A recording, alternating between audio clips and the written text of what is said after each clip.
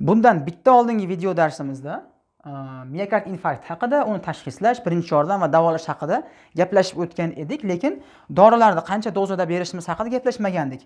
Bugun shu haqida gaplashamiz. Demak, birinchi o'rinda ikkitalik antiagregant dori beramiz. Birinchisi asetilsalicilova kislota, aspirin 300 mg berishimiz mumkin bo'ladi.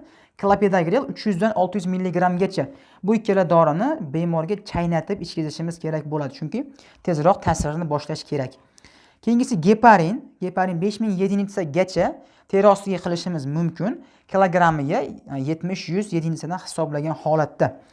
Xo'p, nitroglitserin 0,06 mg dan til ostiga har 5 daqiqada 3 martagacha solishimiz mumkin bo'ladi. Qachonki bemorda qon bosim past bo'ladigan bo'lsa yoki miokard infarkti o'ng qorinchada ketay turgan bo'lsa, nitroglitserindan qochish kerak, bermaslik kerak. Keyingisi beta blokatorlar, misol uchun metoprolol 25-50 mg berishimiz mumkin. Qachonki mumkin emas, qachonki puls 50 tadan past bo'lsa va sistolik qon bosim 90 dan past bo'lsa, beta blokatorlar tavsiya etilmaydi. Qarshi ko'rsatma. Morfin 2-5 mg inyeksiya shaklida qilishimiz mumkin. Bemordagi og'riqqa qarab yana 30 daqiqadan keyin yana bir marta qilishimiz mumkin bo'ladi. Statinlar 40-80 mg atorvastatin, ya'ni eng bizga udobniy statin atorvastatin hisoblanadi. Chunki buni qonda yuqori dozaga chiqish vaqti kamroq bo'lganligi uchun atorvastatin bemorga 80 mg gacha chaynagan holatda berishimiz kerak bo'ladi. Keyingisi postli stent, ya'ni stentdan keyingi holatda aspirin va clopidogrelni 75 mg dan 1 yilgacha bemor qabul qilib yurish kerak bo'ladi. Miokard infarkt haqida, uni tashxislash, birinchi yordam va davolash haqida qisqacha gaplashib o'tib ketamiz. Xo'p, bizga birinchi o'rinda bemor kirib kelgan vaqtda bemor ko'krak qafasida qattiq og'riqlar va teri bosishlar bilan kirib keladi odatda.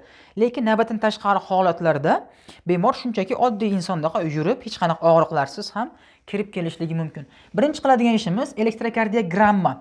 Ya'ni uni qilgan vaqtimizda EKGni ayrim tarmoqlarida ST segment elevatsiyasini yoki depressiyasini ko'rishimiz mumkin bo'ladi. Exokardiografiya qilgan vaqtimizda yurakning qisqaruvchanligini, kamayganligini guvohi bo'lishimiz mumkin. Qondan tekshirgan vaqtimizda, ya'ni yurak biomarkerlarini ko'rgan vaqtimizda troponin va kreatin kinaza miqdori oshgan bo'ladi.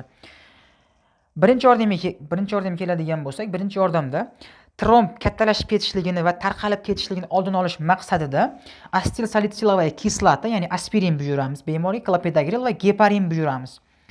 Ko'krak qafasidagi og'riqlarni kamaytirish maqsadida nitroglitserin, beta blokator, zarur bo'lsa morfin qilishimiz mumkin.